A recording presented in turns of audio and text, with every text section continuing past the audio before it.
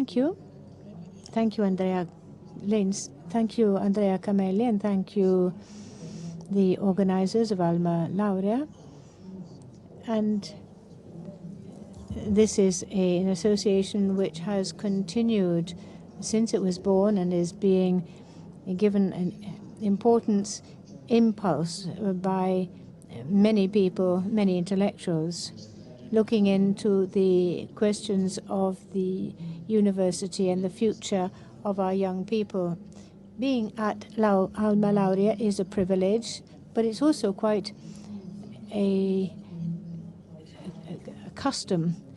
AlmaLaurea is, in fact, an AL, the same initials as I have, and therefore my heart always skips a beat when I see it. And I think that AlmaLaurea helps to give back hope to young people, and by so doing gives back hope to our country. This morning we talked about entrepreneurship and the possibility of using this enormous human research resource that the university pours onto the market every year. We should be able to use this to help the country recover, because the economy and entrepreneurship, of course, are synonymous with a country that wants to take a new step forward. A series of very alarming facts and elements were brought to the fore in the last few months. And in those last few months, we have had a succession of new ministers and new actors. And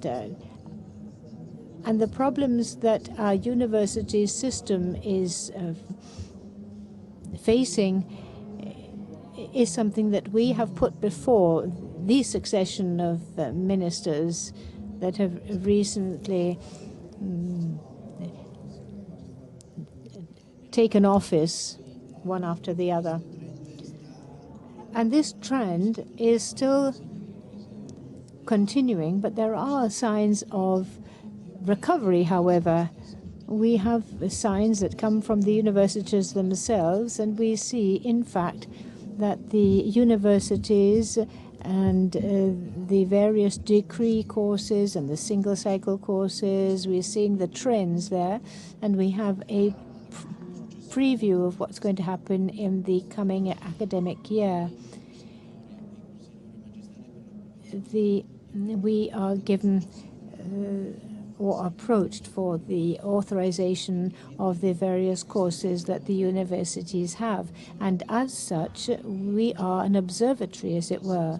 And we have seen that the universities are pushing hard to respect the figures that might be, in fact, a ceiling, but they're also trying to bring in innovative elements.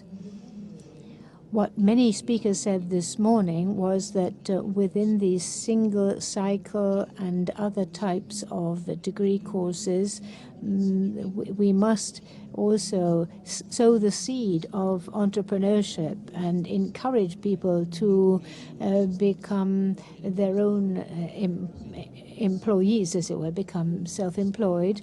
Well, these sorts of courses which give thrust in that direction are increasing, and this is being seen not so much in the technical and scientific area, but very much in the social and figurative and arts side.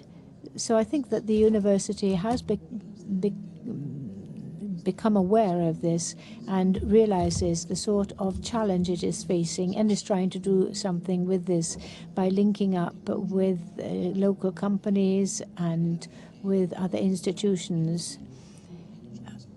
Of course, I know my university best, the Sapienza of Rome, but I've seen that in other universities, in fact, courses are being developed and programs are being developed to get our best teachers and best research students to link up with the entrepreneurial world. And during the year of that course and program, very often we see a spin-off come about, and also it may well produce and has produced patents. And on the other hand, if the university proves that it can develop these courses, and adequately so, the quality of our young people can very much up to the challenge.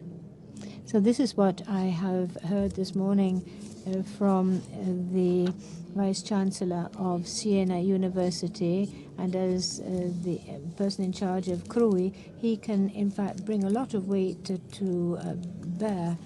And Patrizio Bianchi, too, is multifactorial, as he has been called. And I think that this is very important at a time when our country is trying to get off the ground. I think the idea of having this pact between the university and the entrepreneurial world, which in fact was something that we had about 10 years ago, but unfortunately this has fallen by the wayside. Now, that's enough for me from by way of an introduction. Now, I'd like to call upon the first speaker, Viesti, who's going to talk about graduates who work abroad.